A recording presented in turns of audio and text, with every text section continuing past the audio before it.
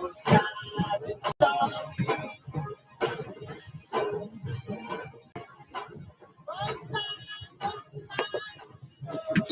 sides of a story.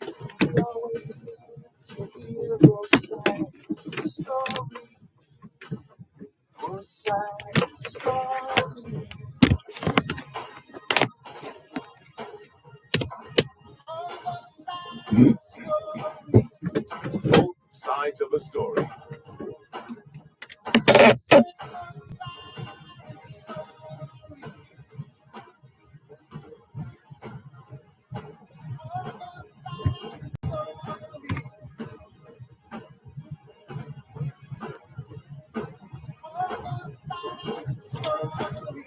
Both sides of a story.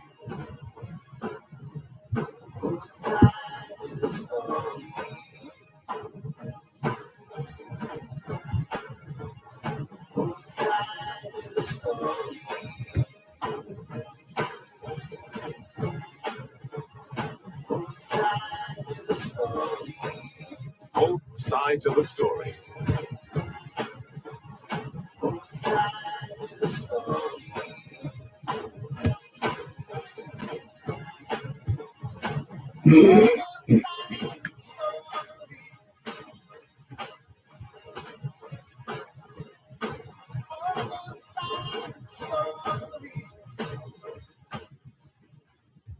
Knowledge is power.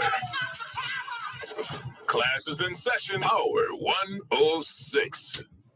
Before God and all mankind, I pledge the love and loyalty of my heart, the wisdom and courage of my mind, the strength and vigor of my body in the service of my fellow citizens. I promise to stand up for justice, brotherhood, and peace, to work diligently and creatively, to think generously and honestly, so that Jamaica may, under God, increase in beauty, fellowship, and prosperity, and play her part in advancing the welfare of the whole human race.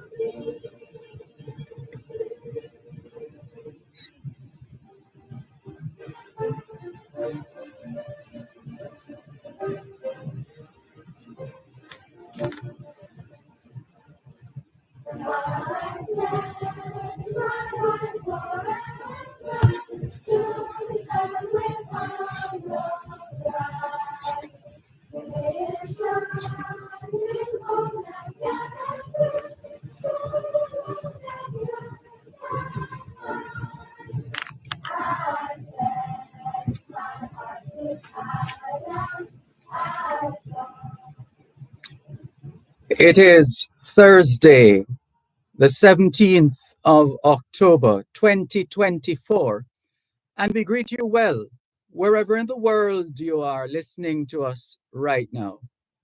We remain eternally grateful for the gift of life and the privilege to serve you on yet another edition of your program, Both Sides of the Story. We don't ever take your listenership for granted because we know you have choices. And that's why we never ever forget to remember to say thanks for choosing to listen to both sides of the story, Monday to Friday, 2 to 5, right here on Power 106 FM. The mission continues to educate, empower, enlighten, and encourage entrepreneurship. Welcome.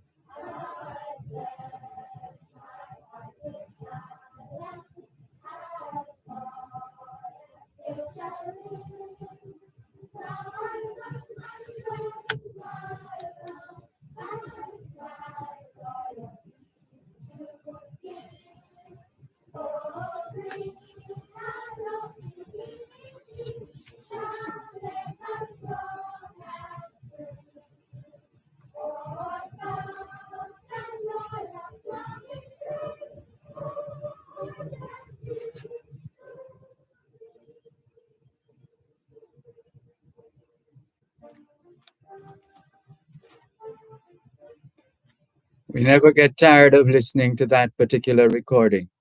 What a beautiful, beautiful demonstration of patriotism. We thank you very much, as we have said, well, we didn't go as far as to say for joining us, but we did do the usual greeting and welcome. And we thank you very much for making it both sides of the story here on Power 106 FM. Still streaming live on the Gleaners website, go-jamaica.com, live on your smart devices all over the world. And this looks like a first time in terms of an entity, a small business perhaps. Harris and Brown Senior Care Services. Come on, guys. Just press the like button immediately. All right. Well, where is that button again?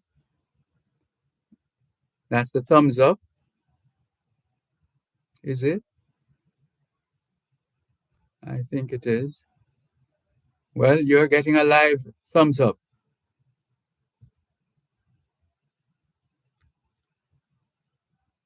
Hope that is good enough.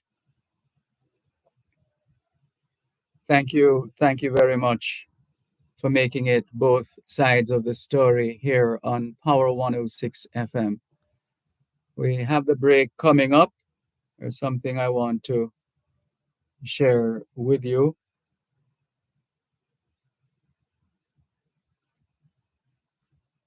And something that I learned about myself as well. We'll talk about that in just a moment. You're listening to Power 106 FM. The time is now 2:15. Enjoy an unforgettable evening at the Garvey One Destiny concert in support of the Marcus Garvey in Schools Foundation. Sunday, October 20th at the National Arena, 5 p.m. Performances by Beanie Man, Sizzler, Queen Ifrika, Jashi, Molten Fire, Nesbeth, and more. Tickets are on sale now. General admission 8,500, 10,500 VIP. Early bird discounts available. Get your tickets at Madonna Pharmacies Island-wide or online at Marcus Garvey in Schools Foundation.com. Sponsored by J.M. Right, so they okay.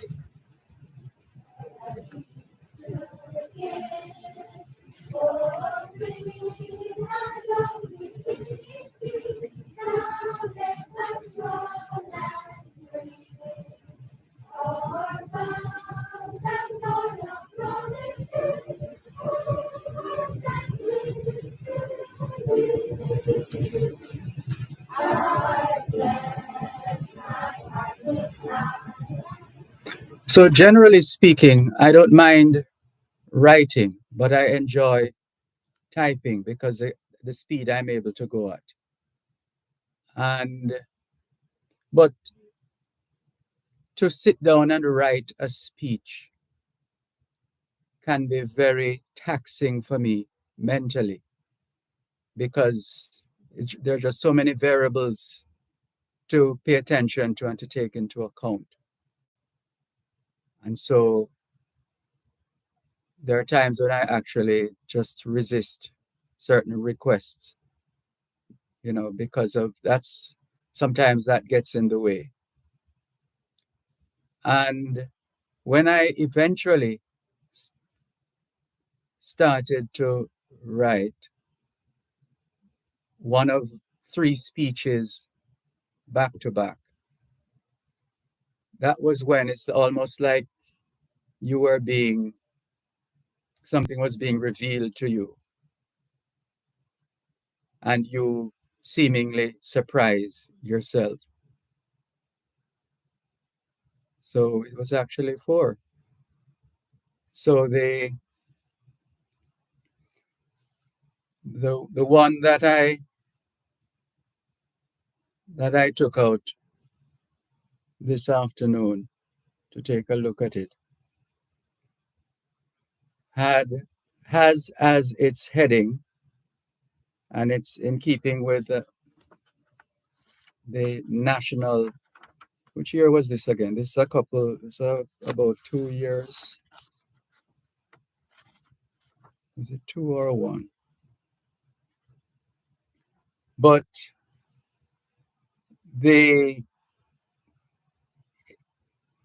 it's once you realize that something is working, something has come together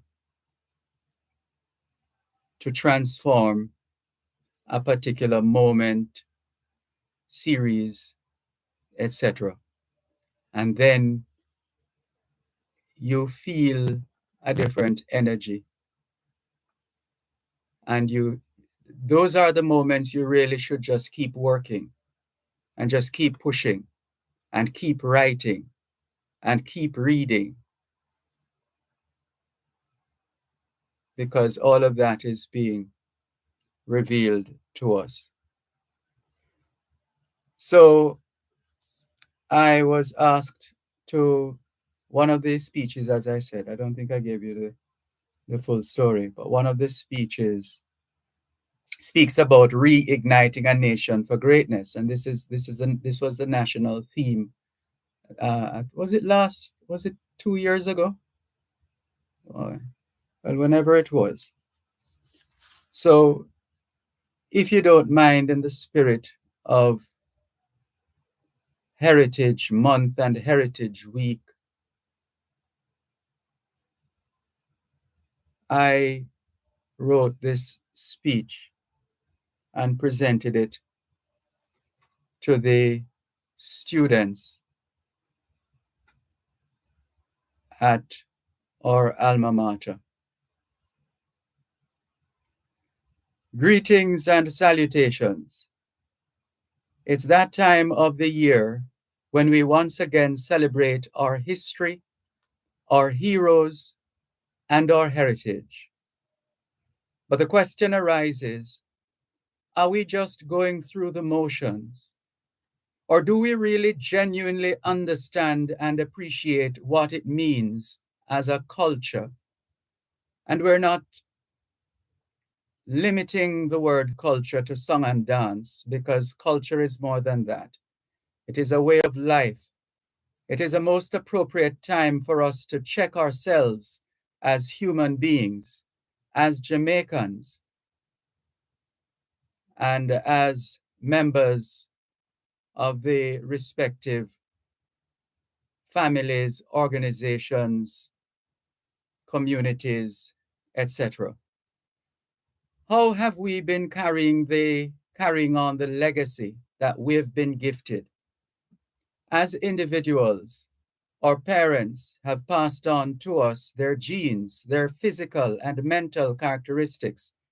Their traits are in our DNA. Our ancestors have passed on their legacy to us. Like a relay, they have passed the baton of life to us. Have we been faithful to that legacy? Can our parents and guardians be proud of how we have been living our lives? Have we been maximizing our potential, or have we been sitting on our talents? And let's examine our stewardship of particular individuals, institutions, organizations. Those of us who are listening, how have we been treating this rich heritage of ours? To what extent are we following in the footsteps of those who have gone ahead of us? Would we still have an experience that we now have if the generations before us destroyed significant milestones and establishments?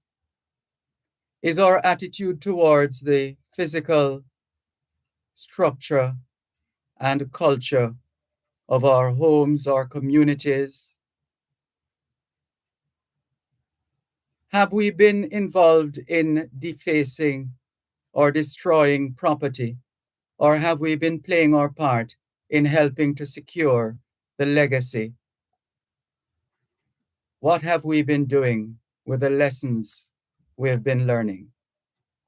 And then the question arises, as individuals, as members of a school family or any other grouping for that matter, as members of the Jamaican family and humanity as a whole, how have we been impacting our world? For better or for worse? We must seek to nurture and gender a culture and heritage of excellence, of goodness. Yes, as a people and a country, we have excelled in arts and culture and also sports. That tradition of excellence continues. Why? Because we haven't dropped the baton. We're still doing what it takes to dominate the world in track and field. There are so many lessons to learn from the sporting arena as we examine our history, our heroes, and our heritage.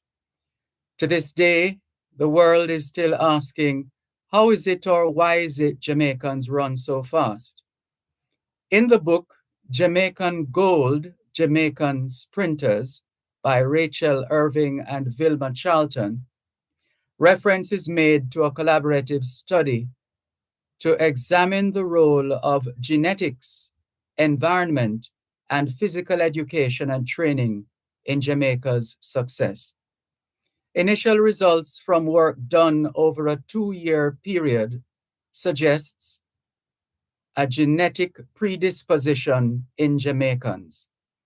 The researchers have discovered that DNA analyses carried out on 120 Jamaican Olympians with controls consisting of 200 ordinary Jamaicans showed that 75% of the Olympians have the strong 577RR variant of the alpha actinin 3, ACTN3 gene, a gene which established research has proved is associated with fast twitch muscle fibers that allow for high velocity or power sprinting. Most persons of West African ancestry have the 577RR or 577RX variant. Jamaicans are genetically predisposed to be sprinters because of their shared ancestry with West Africans. And I'm not going to boast about the fact that it's a part of the heritage, which is Calabar, because we're not, the idea is to speak on a national position and from a national position. So, right. So, and that's because of the connection, just mentioning it because of the connection with the port city of Calabar in Nigeria. So, since Jamaicans are genetically predisposed to be sprinters because of their shared ancestry with West Africans, it should not be surprising to find that Jamaica's first Olympic gold medal was won by a past student of that institution in the 400-meter race at the 1948 London Olympics. And to this day, Jamaican athletes, especially our sprinters, continue to dominate their sport. What I find most instructive with respect to the study of our athletes is that even though they are born with the fast twitch muscle fibers that allow for high velocity or power sprinting, they still have to switch the gene on or off, whether by environmental factors and physical conditioning. The lesson in all of this is no matter how gifted we are, no matter how talented we are, no matter how much of a legacy we have been blessed with, we still have to put in the work. If not, we would have dropped the baton by failing to carry on the legacy and heritage of our ancestors. I leave you with the words, one of my favorite quotes, the words of Henry Wadsworth Longfellow. Lives of great men all remind us we can make our lives sublime, and departing, leave behind us footprints on the sands of time. In this period of heritage celebrations, the question remains, what kind of footprints are we leaving behind? Thanks for listening. As we continue with more on your program, Both Sides of the Story.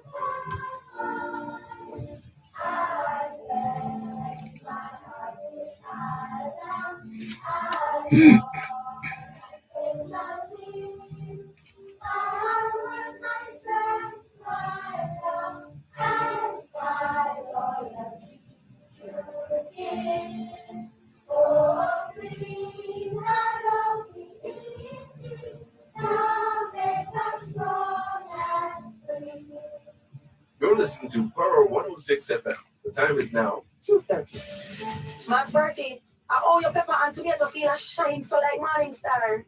Wait, then you not hear about the new mighty side name Pega Star from Caribbean Chemicals? I hit the use, man. And promise that use it. Why, the results is so tremendous. Make me go grab a bottle of Pega Star over the farm store there. Star up your field with Pega Star, mighty side insecticide, 2-in-1. Be safe, read the label, wear your PPE. Pega Star, distributed by Caribbean Chemicals and available at farm stores island-wide.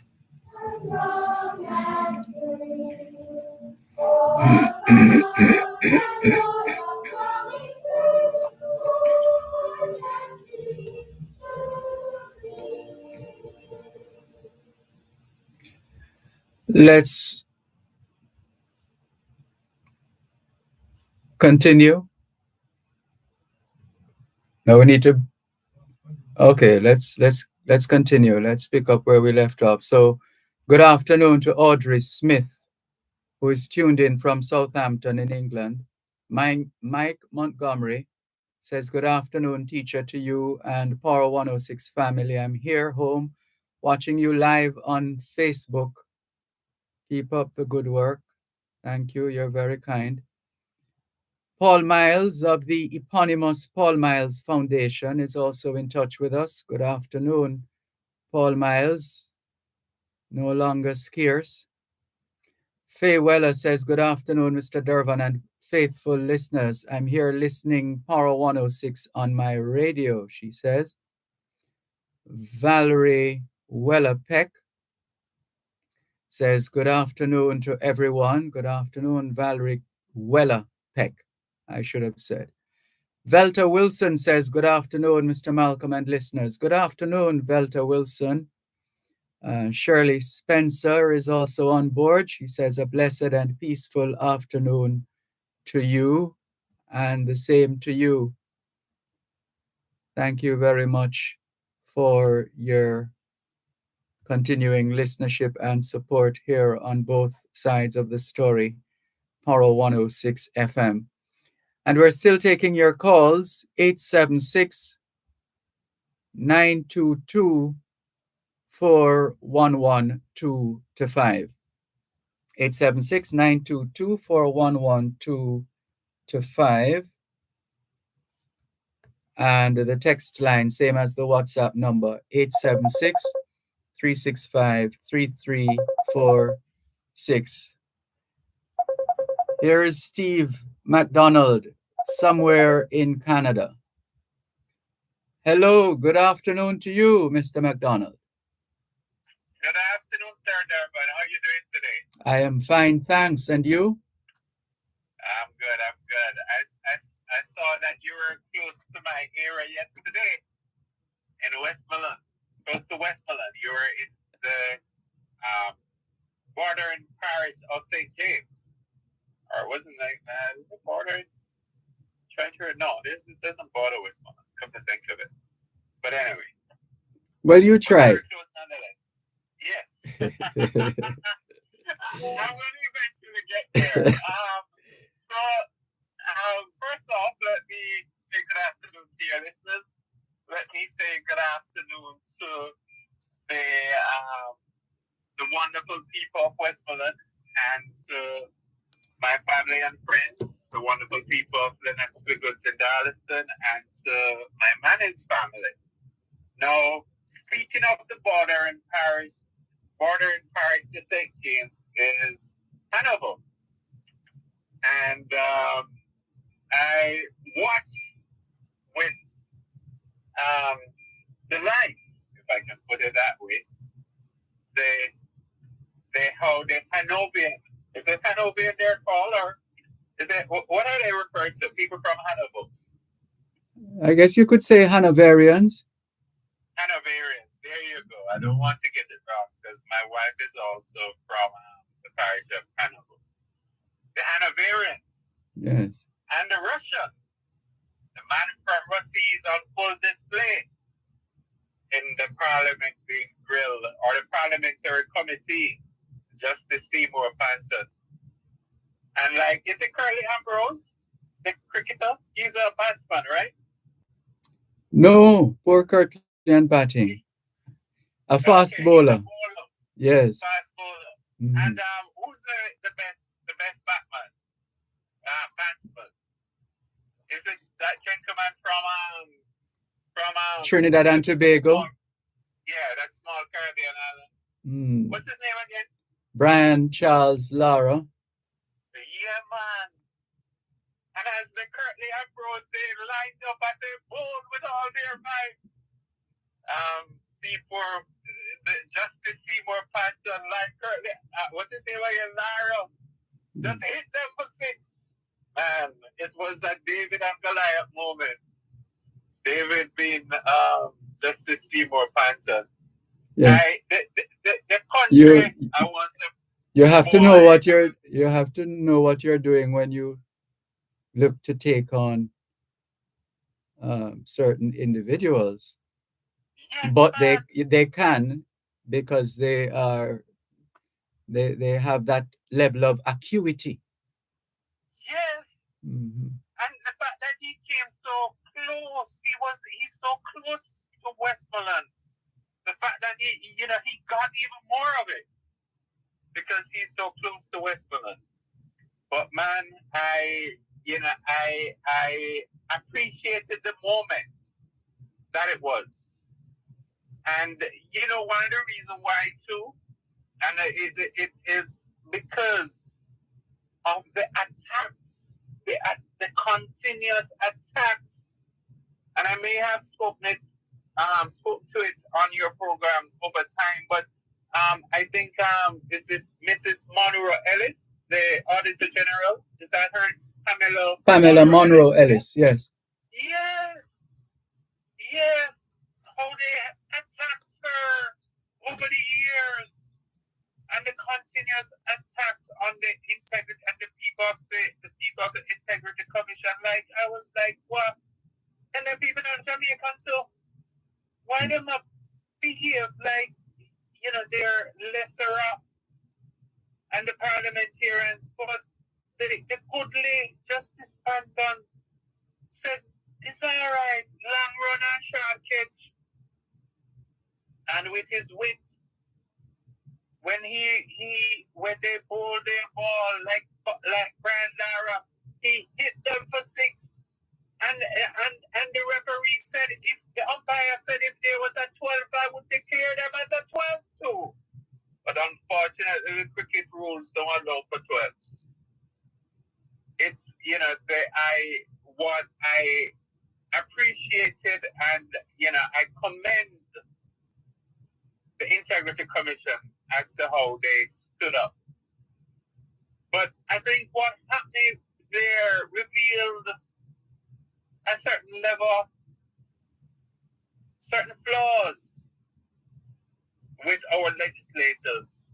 Mm-hmm. Because when I saw the young Charles trying to get clarity or interpretation as to whether or not the declarant was under a gag clause and could discuss whether or not he or she was being investigated, I felt a bit disappointed and left wanting for more, because when I looked at him, I saw a legislator, someone who was writing our laws. And I thought to myself, should he be the one who is exposing, telling the nation, instead of seeking clarity or someone else's interpretation? But when I looked around at that committee, I actually saw 2 other King's Counsel on the government side, in the form of Mrs. Marlene Muller-Ford, who incidentally is the Minister of Constitutional Affairs, meaning that she knows what's in the Constitution, and also the former Attorney General. So someone who would be in a position to interpret the law on behalf of the government. and someone who is extremely bright, as she's from Westmoreland and also went to Manning School. And then you had Minister of Justice Delroy Chuck, who also would know what, or should know, or ought to know what that law meant, or what that piece of, how to properly interpret it from the government side. So I was left a bit wanting and disappointed that, first of all, our legislators asking for clarity or interpretation or whatever he was asking for from the Integrity Commission, because to me, the Integrity Commission interpretation of whatever that law is irrelevant. And Mr. Christie, Greg Christie, pretty much said as much.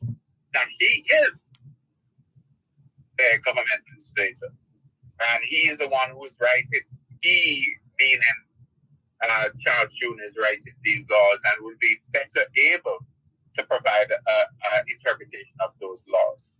So I kind of felt disappointed where that, I felt disappointed where that was concerned. And in addition to that, another legal scholar, Mr. Paulwell, provided some background as to, again, someone who I understand is a lawyer too, as to provided some background plus the legal interpretation, which was telling of not only the rule of the law, but also the spirit of the law, which I gather these lawyers talk about when they're these people, learned ones. That's what they call themselves, right there, but they're the learned ones. Yes, counsel. Talk about the spirit of the law. So, and the intent of the law and the mischief that law was trying to solve.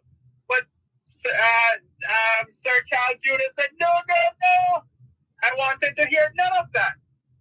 Because I wasn't really intent. My intent and purpose is not to hear why the law was written or what problem it was being trying to solve, but was more so, my view, trying to get one of my colleagues out of a loophole that they may find themselves in, or try to provide a loophole for the challenges from which to escape.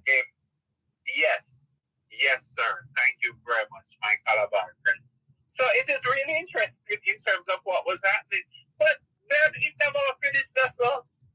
Boy, I missed you yesterday. Really, I did. It didn't stop there. Oh, there's more? Yes, there's more.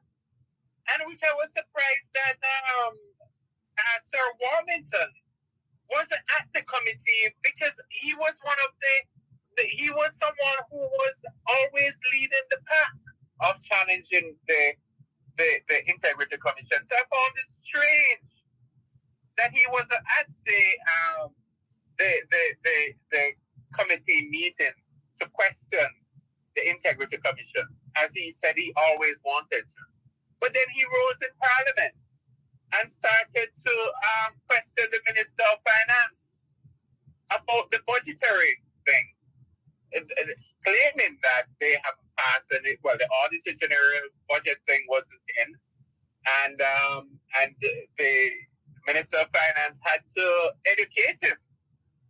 I mentioned before that his mom, the Minister of Finance mom, actually taught at Manning's, and he used to come to Manning's when in his younger days. So I'm not surprised that he too, like Justice Panton, are able to stand on their feet. But anyway, and then Mr. Warmington went on further to say that the Integrity Commission have never put forward any audited financial statements, only to find out later on that that is not true, and only to find out that it was sent to the Parliament, which he, Mr. Warmington, would have seen over those 6 years. So it leads me to wonder as to what is really happening in our parliament, apart from the cussing and carrying on and all of those things that we hear and see on a regular basis. One moment, please. You're listening to Borough 106 FM. The time is now 2:45. It continues to be all smiles at Wellington Dental. We offer dental care for the entire family, including cleaning, filling, whitening, and other dental services. There's wheelchair access and an exciting play area for the children.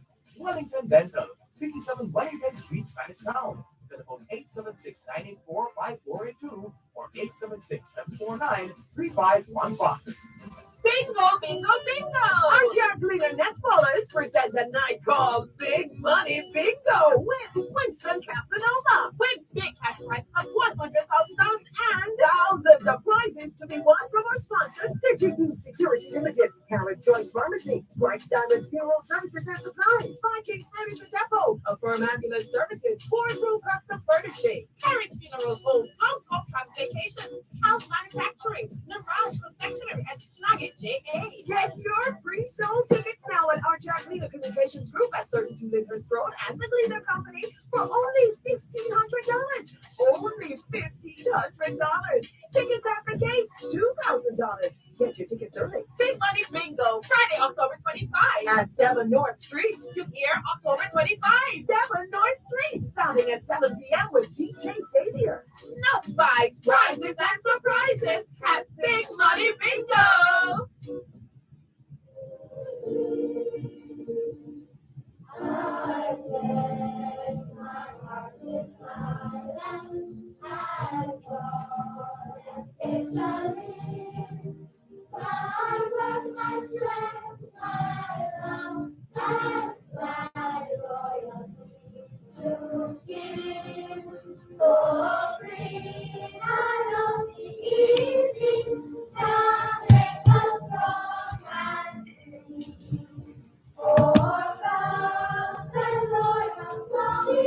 Dervan, Yes, we're here. yeah, I'm going to have to talk to you about during an interview. We're giving $2 million to Look. Mannings. Let me know when you're Okay. back. Thank you. Thanks a lot for staying with us here on both sides of the story, Poro 106 FM. Steve McDonald from Lennox Bigwoods and Mannings and Toronto and Canada. And Savannah Yes, Lamar. Dervan. Yes. Thank you very much. So we were briefly talking about our friend. I've been so bold to call him a friend from Russies, who is in the neighboring parish to Westmoreland in Hanover. How he bared his chest like Sam Sharp. Was it Sam Sharp or Sir Alexander Bustamante? Bearing his chest. I work with Sam Sharp. In front of the gallows, as they came to crucify, as the king's men came to crucify him, and he said to them, "Prove it! Provide proof of where we have erred, or where my integrity commission people have done wrong. Provide the proof, please. Send us the proof. Prove it." So again, but anyway, coming back to Parliament real quick, I'm really proud of Justice Spanton. Really, really proud of him. Because they expected someone who was subservient and who would have, and a set of people who they expected to have come to Parliament crawling on their belly. But instead, they found someone who was standing tall and walking amongst men. So back in Parliament now, we are only to find out that the reports were being tabled. The annual reports, the annual audits were being tabled as part of the report. So I'm now left to wonder, is it that, and you know, in addition to that, which I'm a bit disappointed about, is that the minister himself, the Minister of Finance, I know his mindset is elsewhere, but he wasn't able to correct Member Warminster. I gather that people from the finance ministry, they were also there. And none of them were able to correct Member Warminster, MP Warminster, and none of his colleagues on the government side or even on the opposition side were able to stand up and say, no, that is not true. So I am left now wondering that we are between a rock. Jamaica's between a rock and a hard place.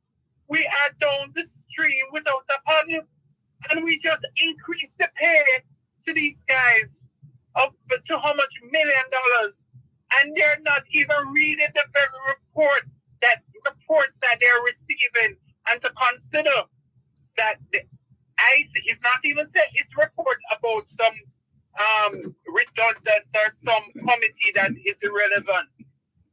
The IC has been on the tip of their tongue for how long?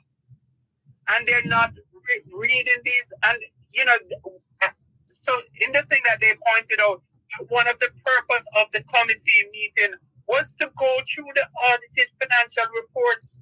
That is one of the reasons why they requested the meetings. So, Dervan, I want to read that one. I want to read that one legend shop. Well, you have. No, seriously, Dervan. You have had the perfect seats from which to watch and listen, to be able to tell us what are going on, as you said. I said some time ago that while Rome burns, nearer fiddle. But it's not more than fiddling. You cannot tell me that you, as a legislator, you're asking for audited financial report. You help to orchestrate a meeting with the people for the audited financial reports. You have been looking at these things for the past 6 years and going through them, and you don't know that there's the audited financial reports attached to it. You, as the Minister of Finance, have to give approval for the selection of an auditor. You pay for it, and you don't really know. You can't say, no. I really don't understand or know how many people really look at this, but it's serious, Dervan. It's very, very serious. Yeah. It's very, so that's like getting the, I think you're going to the same place too, in terms of with the argument. I don't know, but I get a sense. Go there. You go on. No, man. Let's fly the gate. You go on. Run through it. Run with it, Dervan. No, from the standpoint that you would get a copy of the FinSAC inquiry, and you put it away in the archives, as opposed to making it public, because we've been hearing about this FinSAC report for quite a long time now. But when it becomes available, the best place apparently is to put it in with the archives. Well, yes, put it with the archives. So we can have, so access is limited. Yes, you can see, but you have to go through how many different things to be able to see how many hoops and all of that. Mm-hmm. What I don't know there, but I don't know. And then at the same time, when you turn to your PSOJ friends and say, this is my man, this is what is happening, the only concern is, hey, can we get some more parties to party? Can we get some more holidays? Like, Dervan, it's disheartening, disappointing, and depressing. Because the man them say, remember them say, you know what, give us some more money and we'll be able to donate. But we'll be able to, what did the PM say? We're not getting good service because we're not paying well. How about the PM? Well, he did say that, I think in addition, we couldn't employ the good people. So I guess we still We still saddle with the bad people. That's the reason it's out there now. So I guess, no, but honestly, you can't tell me say you in the morning you asked for a meeting, you got the meeting to discuss something. In the morning you weren't present at the meeting, and so Minister what's his name, Clark, I just said, but you're asking these things at the wrong meeting. You should have been at the other meeting, but you weren't there. But then at the same time, there have been 6 years of information that you were being provided with, and obviously you don't know. And then you're going to make a mockery when Justice Banton says, "Listen, you guys seem to me the services of a psychiatrist. You're going to get upset about that." Right? When the psychiatrist, now the tapes are being revealed, that the psychiatrist in herself stood up and say that we in this space, meaning as she was talking in Parliament, need these types of mental health services. The psychiatrist said it in her own mouth, out of her own mouth. That's one of these things nowadays. You see, this new technology thing at Dervan, this new technology thing I know, easy, you know, Papa? It's not like when me, sorry, we're not bringing it up yet, but it's not like when me and Angela, when I grew up. This new technology thing is not hiding in the Dervan. That's it. Because the doctor, the good little doctor herself, even though she was coming out now and expressing discomfort, she herself said, I guess it must have been the Senate, that we in this space need to take care of the mental health services. I'm paraphrasing. And then at the next clip, getting upset when Justice Banton is saying that, parliamentarians need it. So, I have been a minute, so I'll just quickly, because I know you have other people who want to get the. But seriously, though, Dervan, seriously, we need now, as Jamaicans, we the people, need to take charge. An active, yes, take charge and take back Jamaica, because the people who we elected to lead they're making a mockery of the responsibilities of what we asked them to do. So we have to take charge and we have to take it back. Dervan, thank you very much for allowing me the time. And, I'll be in touch with that other things that I mentioned off here. But thank you very much for allowing me time. Really appreciate it. And I look forward to a better day. And I just encourage all people of Jamaica to get up off your bellies and to stand up. Stop being subservient and to stand up like Justice Banton. And let us move forward. Like Sam Sharp. Yes, they may cut off our neck, but we'll have a better Jamaica and we'll be free of the shackle called politicians. All the best. All right, thank you for the call. All the best to you too. Gray Shim says, good afternoon, Mr. Malcolm, from the sunny west coast of Sarasota, Florida. It's always sunny there, apparently. Seriously? Yeah, no, not seriously. Good afternoon. Good afternoon. Gresham says, from the sunny west coast of Sarasota, Florida. This morning we woke up to a cold snap, she tells us, 58 degrees Fahrenheit.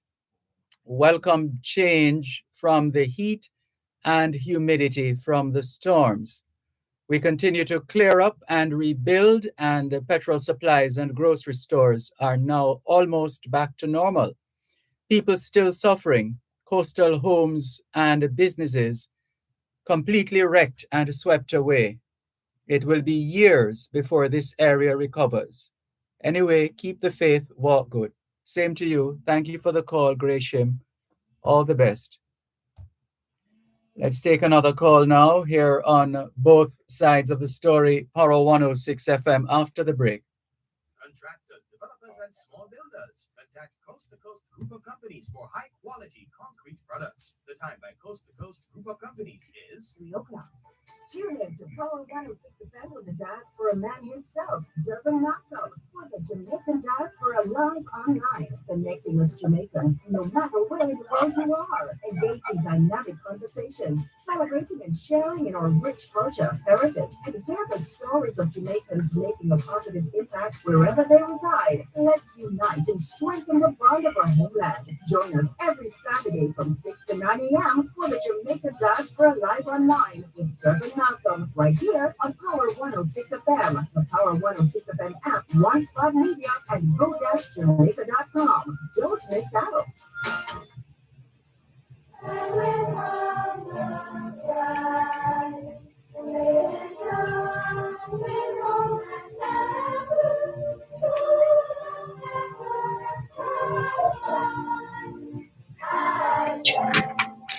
Thanks a lot for staying with us here on your program, Both Sides of the Story, Power 106 FM.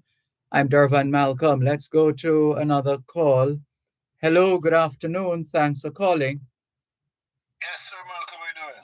I am fine, thanks. How are you? I'm here chilling. I'm trying to get in before the immigration lawyer get on. Anyhow, I listen one newscast sometime, I think last week or earlier this week, where them say one Miguel Phillips should be charged for failure to file some tax thing with the Integrity Commission. Even though he make him point that him do all when him can pay, I think, a 250,000 fine, them say the paperwork coming late, so him should be charged. Okay, my point to you now. I see 2 times them swipe over the Prime Minister and he failed to go through. What's the difference between him and the Prime Minister? One is the Prime Minister and the other is an MP. That I understand, but I think the Prime Minister and some of them other minister them, such as the Security Minister and the Justice Minister, keep on telling us no man is above the law. That means the same law go for John, and the same law go for Harry. So why when Harry make a mistake and him charge, Tom can't charge when him do the same thing? And that we can't get.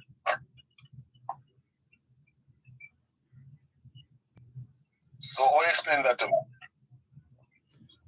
I don't know. It's a case of operating in an environment where some people win, some lose, and some end up in the middle. It's just a fact of life. Yeah, but when you tell us that no man above the law and them see you operate in a manner where you become call them out. Call them out. Get Transparency International to come in and check the level of balance and honesty and integrity and everything else. So me alone can do it. Ever heard of the power of one? Yeah, but you see, some people when you I try to make sure people know, say, listen, the law will go for this man, go for you too. Yeah, some people are calm down hard on people, and I hear them all the time, you know. People are disrespect people are this, you can't do this to the Prime Minister. If the law say you're wrong, you're wrong. It no matter who you is, the law say you're wrong, you're wrong. And so we look on it. Well, that's universally accepted. Yeah, but the people are more supposed to, should I say, charge it and put it before the court and make a defense seller. The pressure when them come on, them have to back off. That's from your perspective. No, that's what I see. I remember one time he was in the Bahamas, and when him come back, the same problem with the Integrity Commission people, and them say should be charged, but them not worried. I hear a lot of people coming out say people disrespect the Prime Minister, and The list goes on. All right, that God. Some come again. And the same pressure them come on again. Them have to kind of back off. And it shouldn't be like that. If you're wrong, you're wrong. Just go before the court and the day in court. That's how I see it. Well, And that then means when you're prove to the people that the system is working, like can't work for someone and I work for someone. It's a joke system that if it works for you and then it work for me, the people of the system as a joke. call them out. Okay. All right, that's what I've got. All right, one last thing before I go. And I think on Friday, the last caller, I wasn't listening to you, but time was running was I couldn't get the call.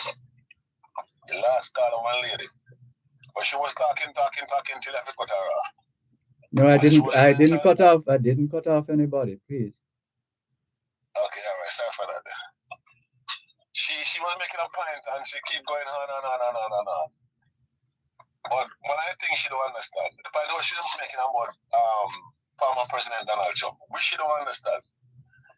In the United States, and I think I resist here already, the law clearly states that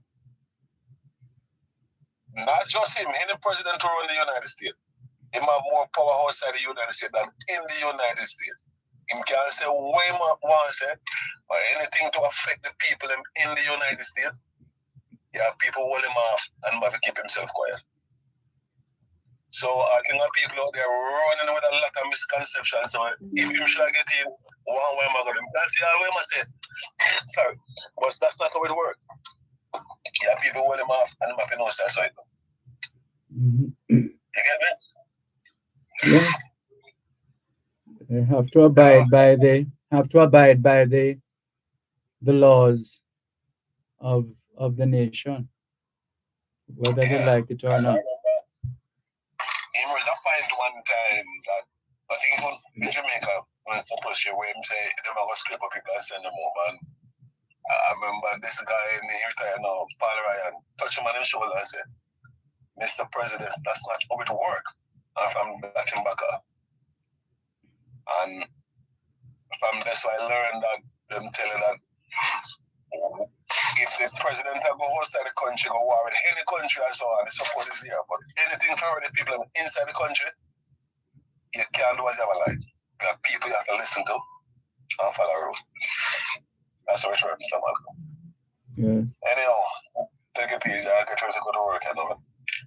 All right. Have a productive rest of the day. All right, thanks. Good. Take care. This is your program, Both Sides of the Story, Paro 106 FM. Inez Iona Campbell-Murray says, good afternoon, Mr. Dervan, viewers and listeners. And then she goes on to ask, is not the PM still awaiting to hear from two agencies to know if he's to be held accountable? Let the law take its course. That's the message. Coming up at 3:30 this afternoon, it will be time for Your Legal Corner with U.S. Immigration Attorney Dahlia Walker Huntington. That comes up at 3:30 this afternoon, right here on Both Sides of the Story.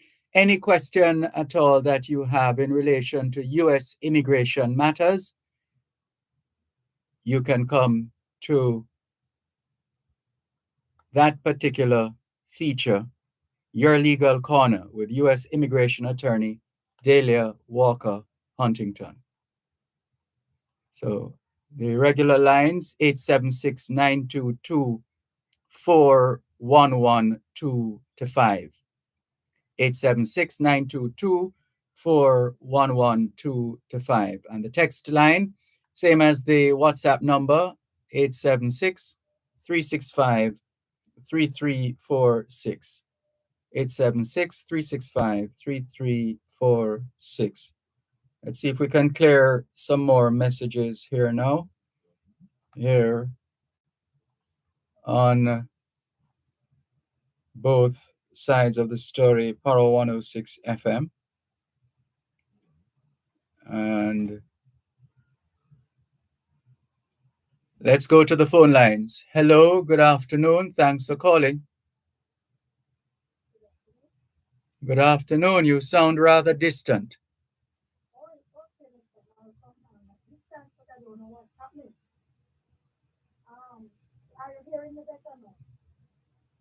It's cloudy or clouded, but I don't know because the phone I had before the banner they closed it down and then I get a new one. So I don't know what's happening. But the man that was talking before, the Westmoreland man in Canada. that's Steve McDonald. Yes, I agree with you because you have to read the things or you'll be asking the things and then you make a fool of yourself. Like what Mr. Warmington doing. And then he's carrying down the party. Then he go on and he said he's the only gangster. So I'm wondering if it's because he's a gangster, why nobody can correct him any time at all. He's carrying down the party and they don't see that. Time will tell. Anyway, I want to call about the Darby correction. He is out here in Meadow. Because for the 2 police now, they don't say Darby smell up and so on and they run. And even one We really would love to hear you now, but I don't know. I maybe need to check my ears.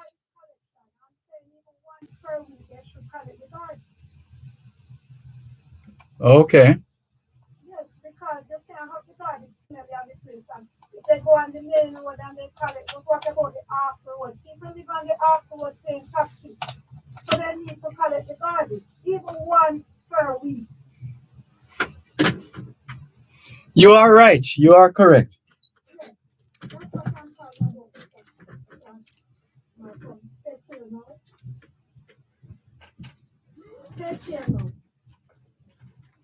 All right. You too. Thanks. Thanks for the call.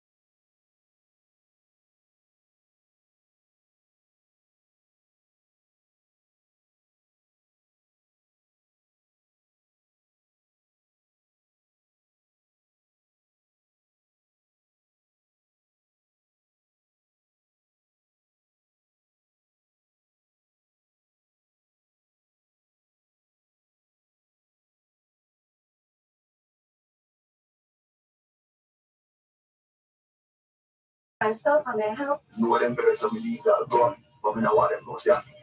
Don't worry, sir. Crime Stop is privately funded and run by the police okay? Everything reported here is anonymous. It's just to let you're invisible. What about the reward? We provide cash rewards for information that leads to an arrest or recovery. We'll scratch the cash wherever you like.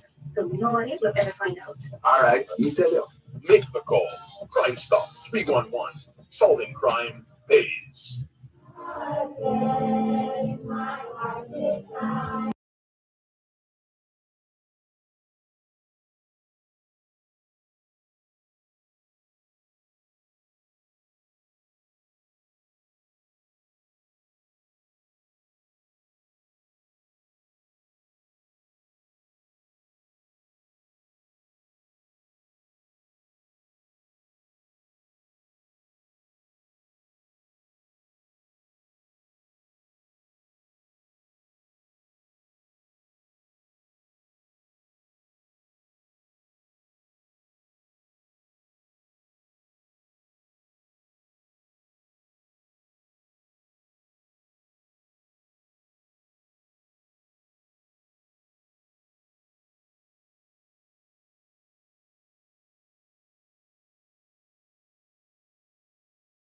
Still streaming live on the Gleaners website, go-jamaica.com, live on your smart devices all over the world.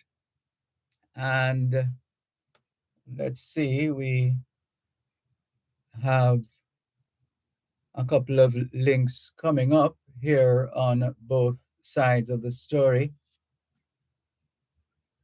We want to remind you, our listeners, of Your Legal Corner, which gets going at 3:30 this afternoon. So it's Your Legal Corner during both sides of the story here on Power 106 FM. Any questions of a U.S. immigration nature is welcome here. So we're taking your calls and your messages and your questions in general terms. So that's coming up in a few moments. And we look forward to this very informative program. Very informative. So the numbers once again, 876-922-4112-5. The text line, same as the WhatsApp number, 876-279-8598. So let's see how it goes as we continue with more here on both sides of the story, Power 106 FM, still streaming live on the Gleaners website, go-jamaica.com, live on your smart devices all over the world. And tons of messages, I don't know what happened, but tons of messages are coming in now. And we'll want to share a few before we have to shift focus to another feature, another program. But this is a call now coming in from Wilfred. Wilfred, good afternoon to you. Thanks for calling. Good afternoon, Dervan. Good afternoon. Noticing and listening, last night was quite windy and cold here in Florida. With the weather today, warm up a little late. 70s, like 72, it is cold to a Jamaica, like me. And Dervan, listening to this talk about immigration and politics. Trump is just playing to what you call the basic instinct, much like Obama said when he said the black male ain't standing up for Miss Harris. You understand? It's a similar thing. Because just like the guy said, once you're in America, even Asian of temporary protected status, Cuban, etc., things got to go through a legal process. They're just politics. And similarly, same thing, what Obama says, Trump said it, that why should vote for Trump. And so, the same that we've got to jump at it and say racism, you get what I'm saying? Yes. Politics. Just like Warmington, he's saying that and JLP, including the former justice who was on radio, Miss MP Melliford, that the High Sea Act should be rewritten because it touched Prime Minister Holness. You get what I'm saying? Politics. And that the High Sea need auditors. Whereas the Integrity Commission report, the law said it have to be audited every year. The commissioners said it is done. The guys just don't read the report properly. And Minister of Finance talked to agree that nothing is wrong with it being audited. It's audited every year. You get what I'm saying? Politics, lies and truth, and desperation. You see what I'm saying, Dervan? Yes, we hear you. Concern thing, even in a report I read yesterday on CNN about the Haitian same thing again. This quote, some said migrant, some migrants eat dogs and cat. Korean, South Korea, North Korea, cat was their national dish, like Akin saltfish was ours. It's not Asian or some Africans or probably even some whites might eat a dog and a cat because they travel all over the world. Careful that you're not spoiling somebody's appetite right now. Careful that you're not spoiling somebody's appetite right now. No, man, you see, as an inspector, public Dervan, that's why I be careful when I talk to you. We have to inspect, you go inspect a restaurant, sewage overflowing, and then you got to go eat lunch, because on the place, it's your lunch that you got to go have lunch and things like that. You got to separate the thing in the man and realize that these things actually happen, It's like telling a guy about bleach in restaurant, and a guy will tell you that the bleach might damage the stainless steel. And you're the public person got to inform, and that's why we tell you to use stainless steel. Because bleach doesn't damage your stainless steel, it kills the germs. Stainless steel is hard to be damaged. We recommend tile floors. Same thing, some people don't know it won't. And one of the lessons I teach concerning bleaching, got to use it in oak here. That the $7 or the $1,000 bottle of Clorox is just as effective as the $100 bottle of no brand. You understand? Because bleach is one formula: calcium hypochlorite and sodium hypochlorite, and then OCl2. You understand? CaOCl. CaOCl. And it said bleach. It's just the price is different in the marketing, etc. And it does kill germs, and it does not damage. No plates, no nothing like that. Once you use it, as per written, the directions is written on the bottle. It does its job very well. It don't have to smell of bleach for it to be effective. A lot of people, most of us, overuse bleach. We want to smell the bleach. The formula said 1 tablespoon to 1 gallon of water. The PhD in chemistry, they wrote those labels. And those labels are required by laws on each bleach bottle. That's what it takes to kill the germs. You ain't got to smell it. When you're smelling it, if you're in an enclosed place, it can knock you out because chlorine is more dense than here. So the here would rise in your environment to become saturated with chlorine. So, Are there thing when using, and if you use according to the directions, you ain't got to worry about it knocking you out. You get what I'm saying there? Well, it's very good, important health education. Because you have people who fear bleach, and bleach is one of the most important product that help to enhance human life if you use it properly, because it's clean and it does kill germs that you cannot see with the eyes. It's not a cleaning agent. That's how I teach it. But one has to also aspect, like soaps and things. It is a killing agent. It kills the dirt. You clean first, and you use bleaching clean water too, not dirty water. Organic matters. Organic matters do interfere with it.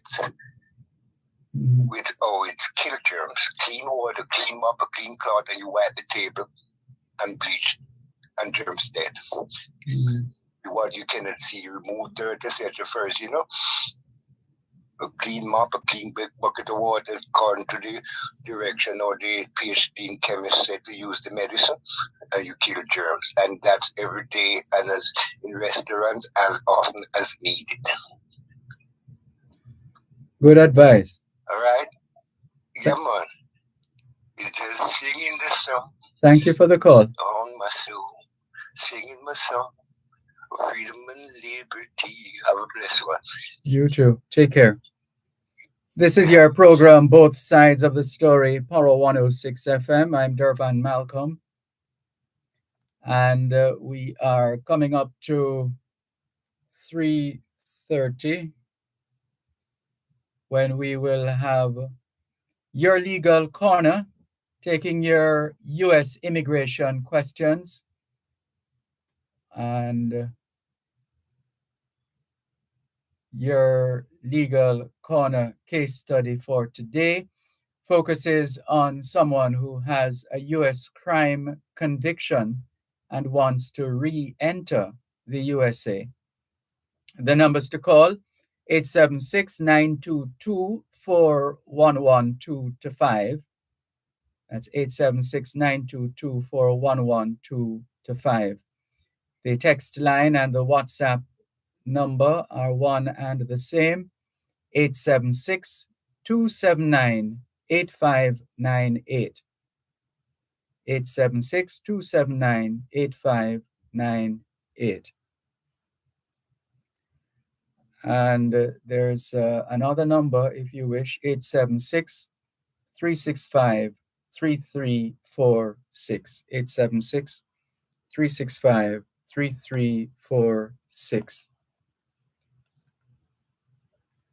There's a lot of writing that is being done, or typing. Wow. This one says, Sir Malcolm, having the IC, as in the Integrity Commission, coming to the Parliament shows up the government and public officials and lawmakers who don't even understand the rule of law.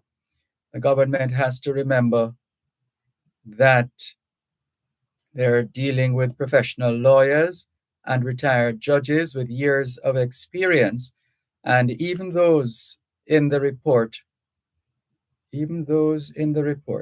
are facts. The government must lead by example and stop defending wrongdoers where even they are. I think you're trying to say whether or not they're in the government. Perhaps that's what you're trying to say. Thank you very much for your message. This one says, hello, Mr. Malcolm. Let me see. All right, we'll hold this one because it's in relation to Your Legal Corner. So we'll make that one of the, if not the first, message that has come through this afternoon on Your Legal Corner with U.S. Immigration Attorney Dahlia Walker Huntington. And so let's remind you of the lines quickly because time is going. 876-922-4112-5. The text line is the same as the WhatsApp number, 876-279-8598. But of course, there's always the other line as well, sort of a go-to line, which is the assigned cell phone, 876-365-3346. So let's properly, opening and all, let's properly start today's edition of Your Legal Corner with U.S. Immigration Attorney Dahlia Walker Huntington. Help us protect Jamaica's borders. Tell us about any illegal guns coming through customs-controlled areas. Call Crime Stop at 311. The time by the Jamaica Customs Agency is 3:13. Tune in to Power 106 FM with the diaspora man himself, Dervan, for the Jamaican Diaspora Live Online, connecting with Jamaicans no matter where in the world you are. Engage in dynamic conversations, celebrating and sharing in our rich culture, heritage, and hear the stories of Jamaicans making a positive impact wherever they reside. Let's unite and strengthen the bond of our homeland. Join us every Saturday from 6 to 9 a.m. for the Jamaican Diaspora Live Online with Dervan Malcolm, right here on Power 106 FM, the Power 106 FM app, One Spot Media, and go-jamaica.com. Don't miss out. Welcome to Your Legal Corner on Power 106 FM, your source of information for all matters regarding U.S. immigration. Call in with your questions and concerns on 876-922-41125. You can send a text or WhatsApp message to 876-279-8598. Time now for your legal corner during both sides of the story, right here on Power 106 FM.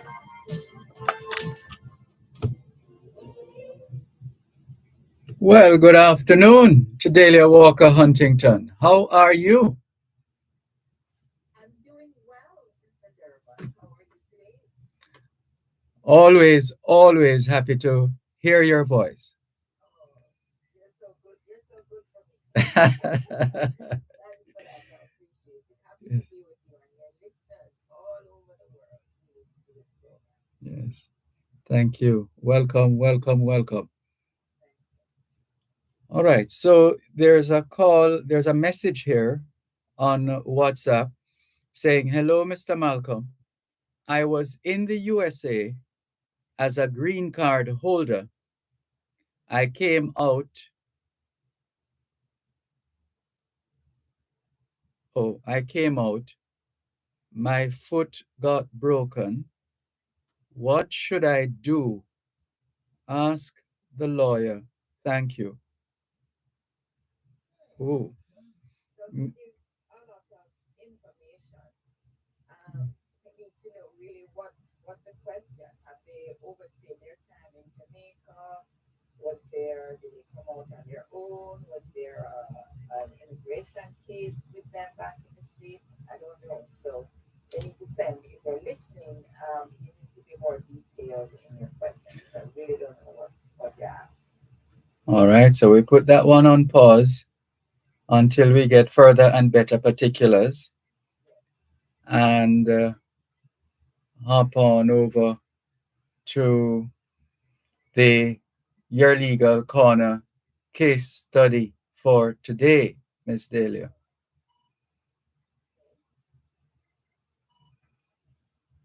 All right, go ahead. It's all yours, Miss Okay. Delia. So we want to talk about shoplifting. Mhm. Um, so several people over the years have come to me. They've been in the US, they come up on a visa, they've gone to the store with their friends or family, and somebody, sometimes in the group, or sometimes the intending, the visitor, the non US person, is arrested for shoplifting.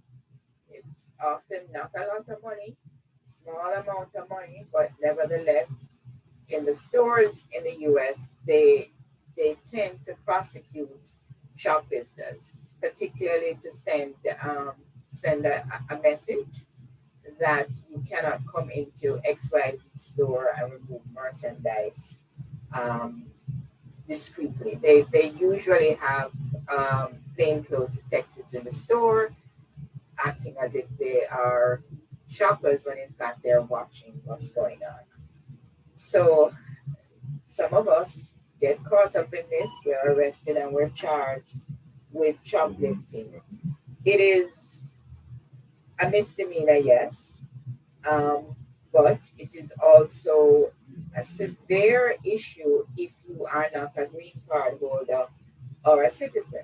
You're a visitor, maybe you're on a student visa, or maybe you're on a J1 visa, you're up on the work and travel program, or you're there as a student and you get arrested for shoplifting. While it's not a big deal for other people, it's a big deal for you as a non-immigrant. People tend to have issues because when they go to renew their visas are not renewed, or on a return visit to America, they're stopped by CBP and they're sent back. So these are two distinct things. If you are stopped at the airport and you're sent back, the visa is canceled and you're sent back to Jamaica, you they tell you to wait 5 years to apply again. It doesn't mean that you're going to get the visa back in 5 years. What happens is if you're interdicted at the airport and sent back, there is a special provision that is triggered that you would have to apply for permission to reapply for a visa before you can even apply for the visa or in conjunction with applying for the visa. So let's look at it this way. You're up on a student visa on a J1 program. You got picked up for shoplifting. You got probation. You went home to Jamaica and you're on a return trip and you're stopped at the airport. Your visa is canceled and you're sent back to Jamaica. You now have a 5-year bar to applying to come back.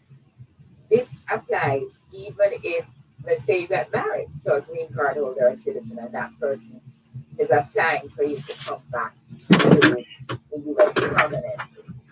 If that application is taking place within that 5-year period, in addition to any waivers that you may need, you're also going to have to apply for permission to return, to permission to apply to return within the 5 years. So if you are a non-immigrant visitor and this has happened to you and you want to know 2 years have passed and you want to go apply for your visa again, in addition to applying for that permission to reapply, you also have to apply for a waiver, a non-immigrant waiver. And Dervan, we've spoken on this program for years about how subjective the grant of a visa is, whether you've had any history in your past that would question your integrity or your trustworthiness. A U.S. visa is not an easy thing to get. So if you already had one, you come to America, you committed a crime, you may not necessarily have been deported, that you were put in deportation, but you were trying to come back and your visa was canceled or your visa has expired and you're now at the embassy applying to renew it. You're going to need a non-immigrant waiver.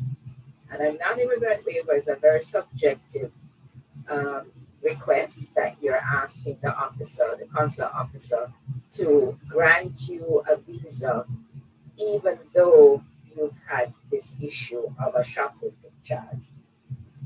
The consular officer has wide discretion, just like he or she does when you're applying for the visa, whether or not to review your waiver and to grant you. And as I tell my clients, Dervan, I don't know what the criteria is, because you'll send two identical people, or as identical as possible in the backgrounds, and one person is approved and the other one is not. Some people like to downplay shoplifting or any other thing. When I'm doing a consultation and I've asked if you've ever had any run-in with the law, they'll downplay it. Oh, it was just a misdemeanor. Oh, I had 2 misdemeanors, or oh, I had this, or oh, I had that. You do yourself a disservice when you don't play a misdemeanor, because for immigration purposes, particularly a non-immigrant visa, a misdemeanor becomes a major issue. And sometimes, Dervan, it's a long time ago that this happened, when somebody was a teenager in their early 20s, 10, 15, 20 years have passed, and the U.S. Embassy still holds it against them. So I want to just caution people, particularly young people, who are coming to America to visit family and friends, and you go out, you go to the store, and somebody takes something, and you believe you should take something too and not pay for it, and you are caught. When you're a non-immigrant, it's going to have a major impact on your future. Who are American citizens and living here, your family and friends, it's a blip on their record. They can probably do a program and get it dismissed.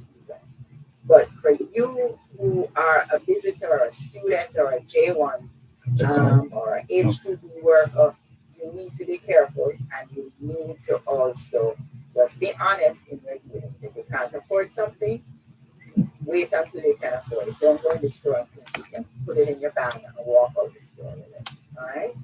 So that's my little case study for today. Any questions you have for me, Dervan? Yeah, it's how maybe this is evident already. But how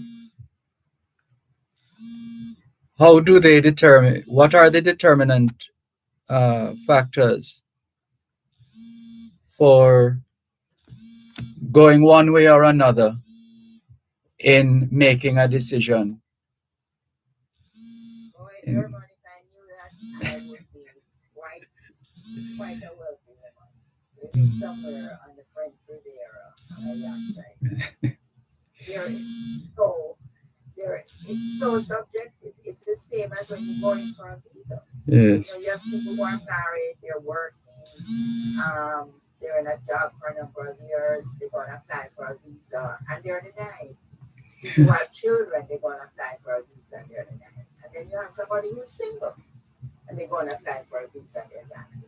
So it's the subjective process that they talk about a lot at the State Department, is that supposedly the consular officers are trained to make very quick decisions as to who is going to keep the visa and who is not going to return. Because that's the first basis that they judge you on.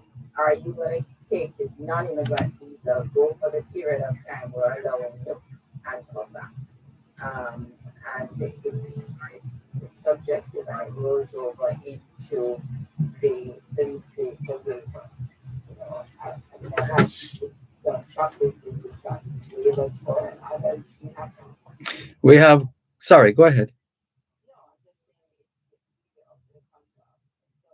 So as not to get into this position of biting your fingernails, not knowing what's going to happen, just don't do it or don't, be careful of who you associate with when you come to the US as a visitor, or you're staying with somebody, going to school, or you're working on the H2B program and a bunch of you are going to the store. Just be careful and remember that there are cameras everywhere and people watching you all the time. If there's something, we'll tell you. We have some more messages, Ms. Delia. This one says, "Good afternoon, Dervan, Mrs. Huntington. I am in the F2B category and I am documentarily qualified.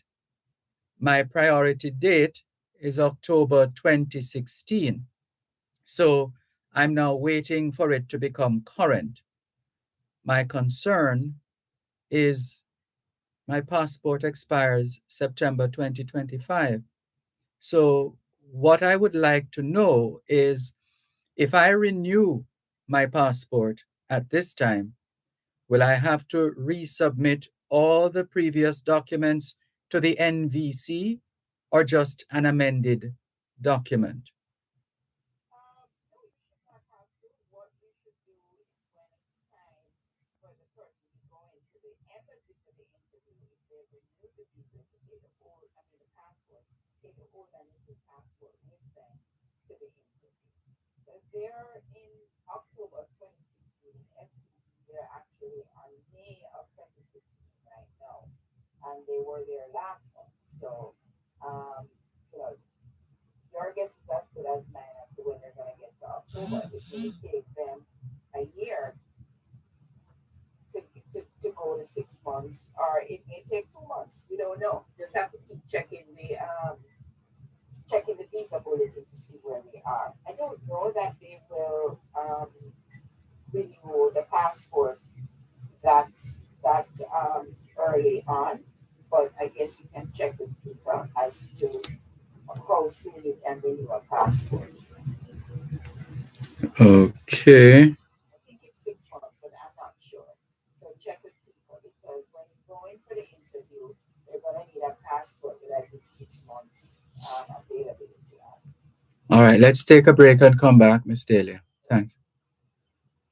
You're listening to Power 106 FM. The time is now 3:45. Enjoy an unforgettable evening at the Garvey One Destiny concert in support of the Marcus Garvey In Schools Foundation. Sunday, October 20th at the National Arena, 5 p.m. Performances by Beanie Man, Sizzler, Queen Ifrika, Joshi, Logan Fire, Nesbeth, and more. Tickets are on sale now. General admission 8,500, 10,500 VIP. Early bird discounts available. Get your tickets at Montana Pharmacies Islandwide or online at MarcusGarveyInSchoolsFoundation.com. Sponsored by J.M. Crew.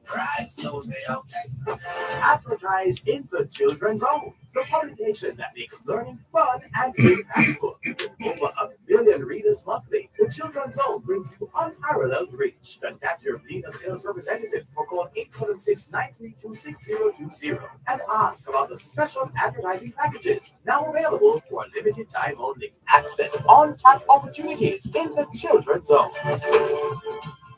You're listening to Your Legal Corner, your source of information on all matters regarding U.S. immigration.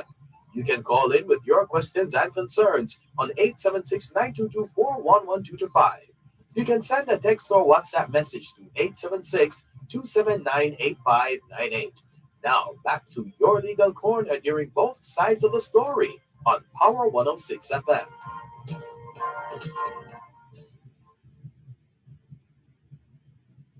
Thank you very much for staying with us on your program, Both Sides of the Story, Power 106 FM. This is Your Legal Corner during Both Sides of the Story. It's an opportunity for you to, in general terms, get responses to questions having to do with U.S. immigration matters, plus the Your Legal Corner case study for today, focusing on someone who has a U.S. crime conviction and wants to re-enter the U.S. Just doing a quick scan for other messages. Let's see. This one says, "Good evening. How are you? How are you doing? I got married to a U.S. citizen. Uh-oh, but he died. So sorry to hear that. Condolences. I got social security number. What next can I do to get my green card?" Okay, so again, sorry about that, but certain um, there are certain provisions for widows of U.S. citizens to be able to self-petition. You certainly don't need a U.S. social security number to do that. That that is something completely different. But certainly, if you're married to a U.S. citizen and the person died, you can self petition. It's one of those rare um, situations where you can actually file for yourself. You had to be legally married. The marriage must have been real for immigration purposes. So meaning that you didn't just marry the person for a green card. So they're still going to test that.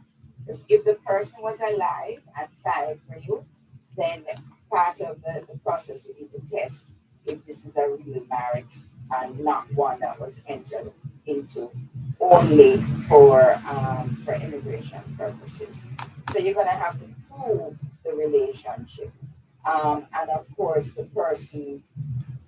the intending immigrant must show that they're a person of good moral character, which means what we were a little bit about what we were talking about before, which is the whole issue of whether or not they had any previous arrests and stuff like that. They're gonna look at that. So they certainly can self petition, but you need to do that within, I think it's 2 years. So I don't know how long ago this person passed away, but it's something that they need to act on quickly. And there are a lot of people listening because I think every time I talk about this on this program over the years, somebody is listening who did not know that they could self-petition if their spouse died. So if you're married to a U.S. citizen and they passed away, you can self-petition if you can prove that your marriage was a real, quote unquote, real marriage for immigration purposes, and that you're admissible to the United States, meaning that you don't have any issue like a fraud or a crime in your background. So we do need some more information from that person, but we can, once we give out the phone number, then they can call and schedule a consultation. But it is good that this person pose the question so people can know that if you are the widow or widower of an American citizen, you can self-petition to get a green card if you can prove that you had a real marriage before the U.S. citizen passed away. Okay, thank you, Miss Delia. We have more for you. Robert says, Dervan, can you ask the immigration lawyer if he was turned back from the USA from 1998 for a fraudulent document? Can you apply truthfully now?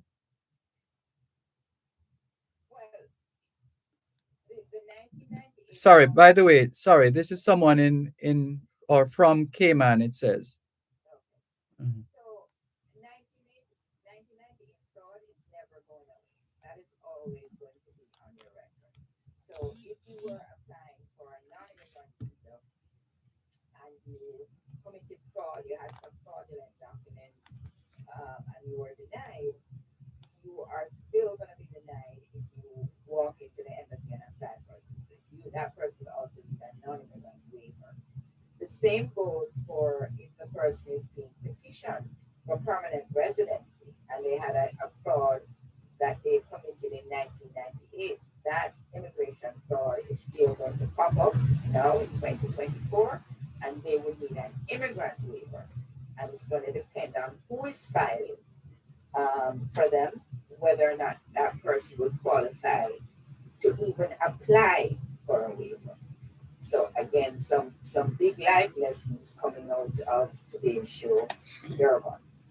One, we talked about the shoplifting and how that hampers you as a non-immigrant, but also this whole issue of fraud um, is a very serious one that never goes away. For example, people go in and apply for a visa and they carry a fraudulent job letter, carry a letter from, the Dervan Malcolm Institute. And Dervan Malcolm Institute, when they're called, has never heard of this person, never been employed there. That is immigration fraud that never goes away. And if they believe that Dervan Malcolm gave this person or somebody there gave the letterhead to be used fraudulently, that person who is not applying for a visa is also going to have a fraud mark against them. Okay. So they take it very seriously and it never goes away. Can you take a couple more, Miss Delia? Sure. All right, so this one says, pleasant afternoon. If I have overstayed my visiting time beyond 6 months and I have returned home to Jamaica, it seems, because Jamaica is in brackets, by my own free will, what is the likelihood that my visa will be cancelled whenever I attempt to re-enter the US? There's a strong likelihood that the visa will be cancelled if you overstayed by 6 months. Then you are subject to a mandatory 3-year bar. If you overstay by a year, it's a mandatory 10-year bar. And I should add, and leave the country. So If you came up on a visa, they gave you 6 months, but you end up spending a year and then you left, you will be subject to a mandatory 3-year bar. If you overstayed, if you stayed a year and 6 months or longer, so you overstayed by a year and you left, it's a mandatory 10-year bar. And he goes on, well, he or she goes on to say, secondly, if it is cancelled, is it possible to be reissued a non-immigrant visa? Well, again, you have to look at what the embassy is looking at when they issue um, a non-immigrant visa. They're looking to see, one, are you going to go, you come and you say, I want to go for 2 weeks for a wedding, or I want to go for vacation. They give you the visa and you spend a year and then you come back. So you have now eroded the trust that they placed in you, and the chances of them giving you a visa again, just like that, are slim to none. Chances were slim in the first place, and they gave you a visa, took a chance, and they trusted you, and you eroded that trust. Now, if there's something specific why you stayed, sometimes people get sick, they have accidents, they don't know that they should apply for an extension, and you can prove it, then that's a case that we would take to try to get you a non-immigrant waiver. But if you just went up and you decided that you're going to stay, first of all, the presumption kicks in that you were working, or were you maintaining yourself in the U.S. for several months at a time. So that is another violation of the visa. So the chances just get slimmer and slimmer and slimmer unless we can document as to why it is you did what you did. Another one, Miss Delia. This one says, Mr. Malcolm, I was in the USA as a USA citizen, came down to go back in this month. My foot got broken. Oh, I think I read this one. What can I do? So yeah, that's the first one. Is that Yes, yes. but how long were they in Jamaica? If they're a U.S. citizen and you went to Jamaica and your foot got broken and you end up spending longer than you planned, it's not an issue. It becomes an issue if you're a green card holder and you're in Jamaica and you stay for an extended period of time. So if you're a U.S. citizen, you went to Jamaica for whatever reason, business or pleasure, you broke your foot and you ended up having to remain in Jamaica for longer than you planned, then it's not a problem. If you have a U.S. passport, you just buy a ticket and come back. Even if you don't have a U.S. passport, you go to the U.S. embassy and apply for a passport. As long as you prove that you're an American citizen, you can stay out of the United States for as long as you wish. Mm-hmm. Yes. All right, let's see if we can get in another one. Uh, we have other questions for other subjects. Let me see. All right. So Well, go ahead, Miss Delia. yes, so since we're almost on the top of the hour, let me just give out my number. If you want to reach me in Jamaica, it's 876-969-9666, 969-9666, or 925-0949. 925-0949. In the US, I can be reached at 954-963-8555. That's 954-963-8555. And I practice immigration law anywhere in the US. So if you're in Michigan, Ohio, New Mexico, it doesn't matter. Although I'm in Florida, I can practice immigration law anywhere. And in Florida, we practice family law, divorces, and other issues. And just a reminder that our office in Jamaica has relocated to 16 Knoxford Boulevard. Please call and make an appointment. It's by an appointment only. 876-969-956. I guess that's it for today, Dervan. Yeah, sorry about that. There's a caller who is, but it's a little too late. We'll slip one in. Okay. All right. Hello. Good afternoon. Oh no, the call dropped. Oh, all right. Okay. Well, encourage the caller to call back next week, Thursday. Will do. Thanks, Dervan. Have a lovely afternoon. You too. Thank you very much. Thank you. Take care. Bye bye. Let's take the break and come back and wrap. You've just listened to Your Legal Corner, your source of information for all matters regarding U.S. immigration. Join us next Thursday at 3:30 p.m. for Your Legal Corner during both sides of the story, right here on Power 106 FM.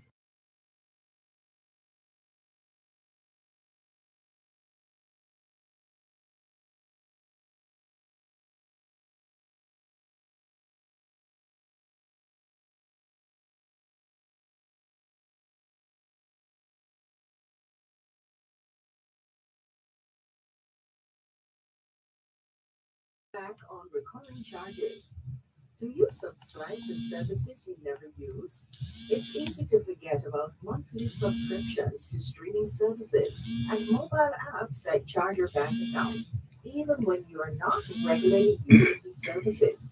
Review your spending for charges like these and consider canceling unnecessary subscriptions to hold on to more money each month.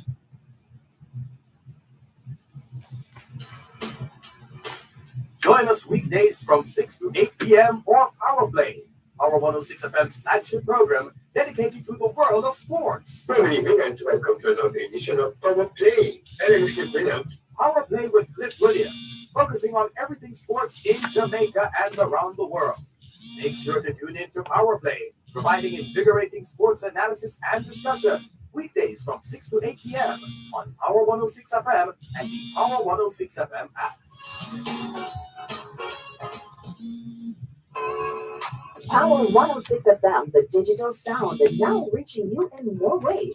Listen to us on 106.1 to 106.9 on the FM band. You can also listen to us on the Power 106 FM app, which you can download on the Google Play Store or the Apple Store. You can tune in on your mobile phones by dialing 631-359-8281 if you're in the US. And if you're in the UK, you can dial 0330-606-0953. Plus, listen to us on onespotmedia.com and the One Spot Media app, or log on to go-jamaica.com. Power 106 FM, where all views can contend, giving you powerful talk radio in so many ways, on air and online.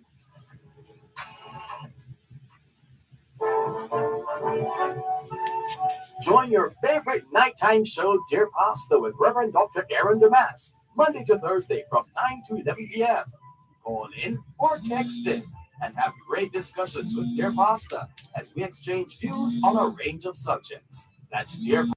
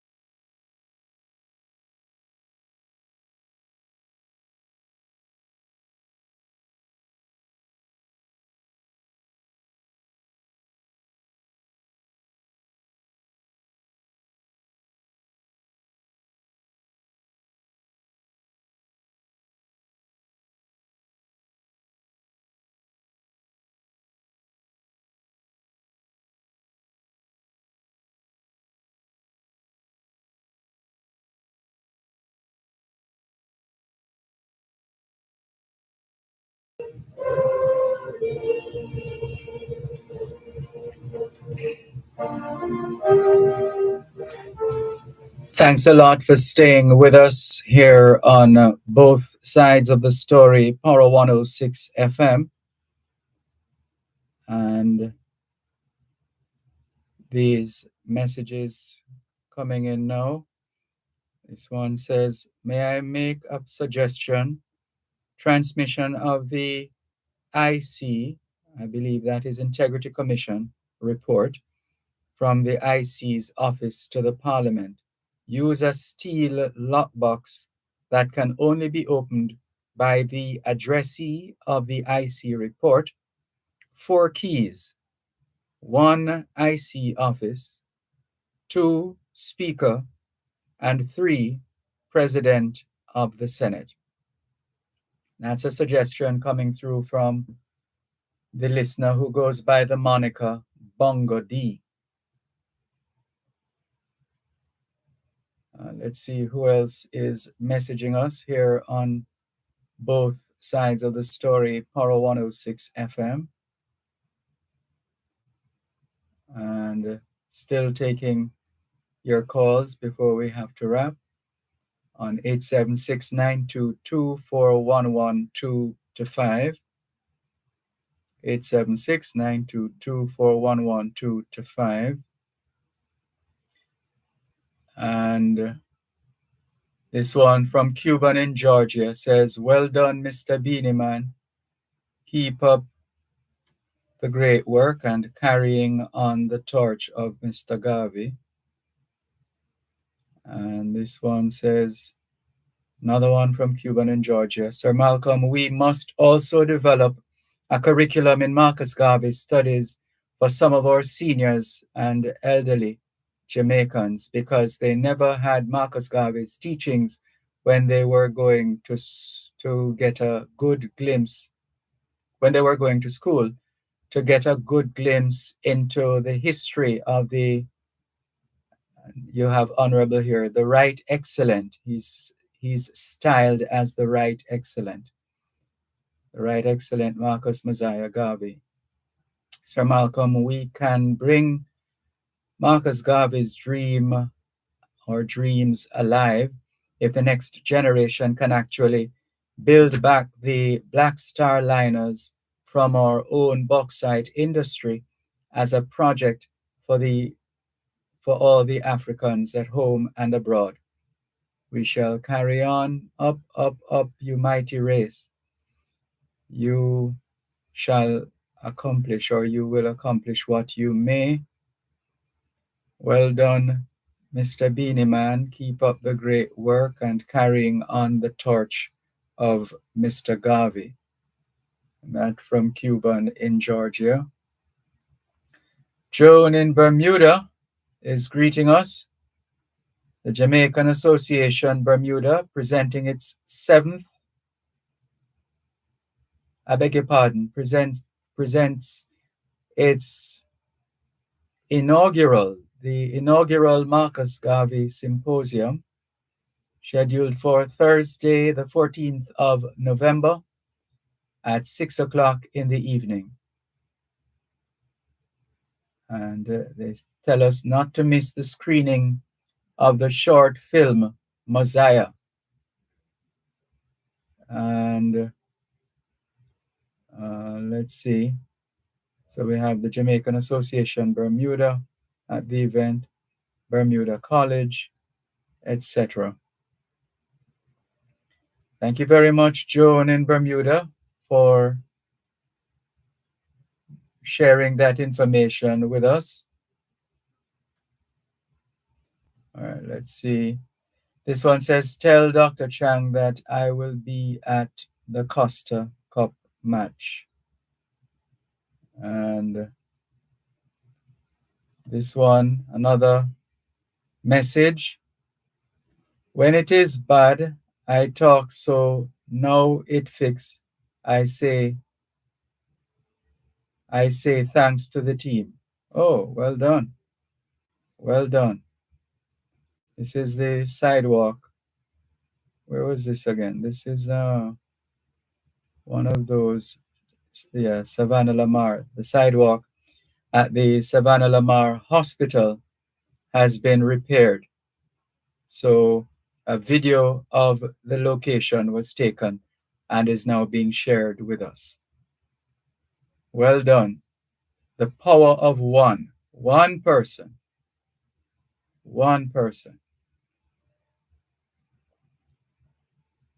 And this one says, "Good day, Mr. Malcolm. I wish to big up Justice Panton. Yes, we the people, civil society, church, community organizations must play our part and insist that any government is required to consult regularly with our community groups, etc. They would have had to discuss this integrity report with people, and perhaps they would have had to read the report." And the message goes on, "In the upcoming election, Coalition of Citizens must put forward our manifesto to be implemented by any party who wins. We have a responsibility to hold government accountable. It's not enough to join the 70% and don't vote. We must participate in a consistent and responsible way.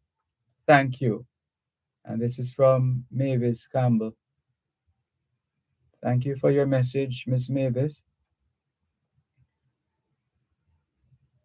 Franklin MacDonald, the 20 Commission's 20 of 20 inquiry. 20. That was directed to us by Franklin MacDonald. And a lot of photo opportunities in Canada. They had their big event installation ceremony as Chancellor of Toronto Metropolitan University. And this one, good. No, that's not for me. Let's go down the line here and see what else we find. Who else is connecting with us here on both sides of the story? Power 106 FM.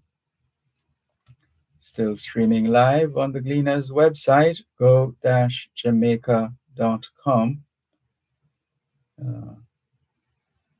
And Leroy Robinson telling us that Mr. J. Jones was his former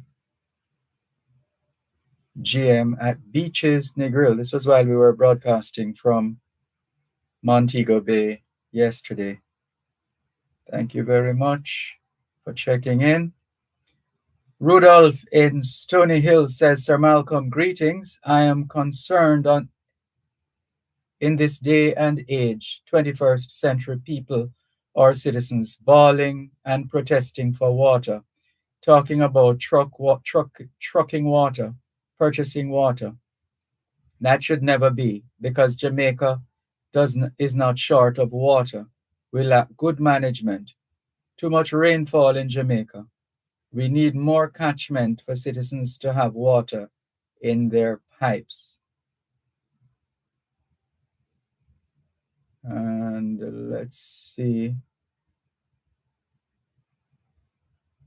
I think we're just about there. Can we thank you once again for the privilege of serving you on yet another edition of your program, Both Sides of the Story, for today, Thursday, the 17th of October, 2024.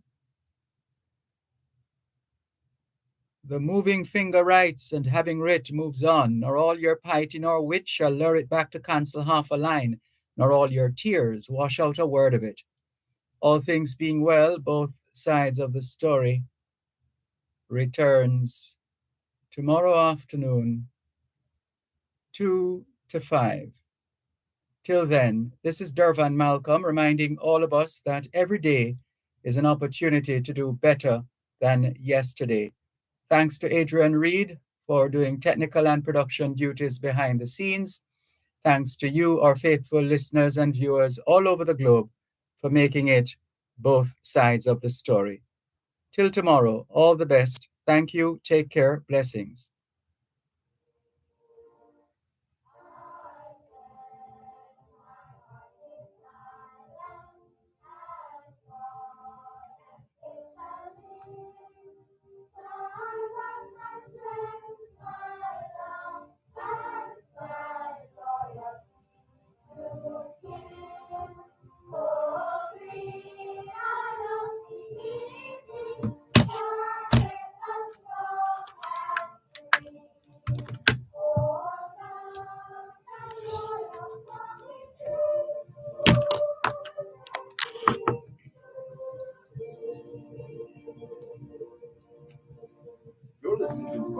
106 FM. The time is now 5 o'clock. News, comprehensive, powerful, and credible. Power 106 FM now presents a simul Bye. of Radio Jamaica's News at 5.